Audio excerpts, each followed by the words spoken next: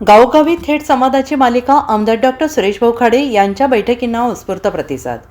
तानक, टाकळी, ढवळी, म्हैसाळ, सलगरे, एरंडोली आणि सोनी या गावांमध्ये आमदार डॉक्टर सुरेश भाऊ खाडे यांनी सलग दौरा करत लहान मोठ्या बैठका, कोपरा सभा आणि नागरिकांशी थेट संवाद साधला.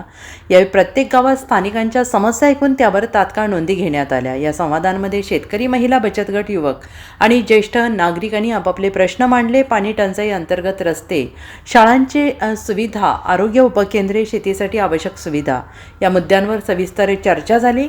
काही ठिकाणी नागरिकांनी सुचवलेल्या उपाययोजनांवर पुढील पाठपुरावा करण्याचे आश्वासन देण्यात आले. आमदार खाडे यांनी विकास कामे ही केवळ कागदावर नसून प्रत्यक्ष अंमलबजावणी दिसली पाहिजेत यावर भर दिला.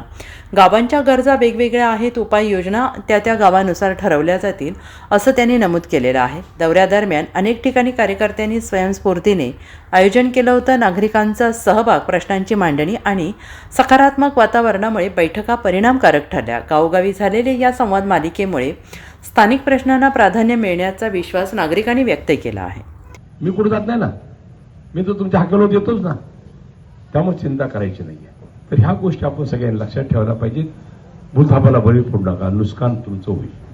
तुमच्या पायावर दगड मारून घेऊ नका. मला प्रत्येक वॉर्डचं मतदान समजतंय, प्रत्येक वॉर्डचं, बरोबर आहे.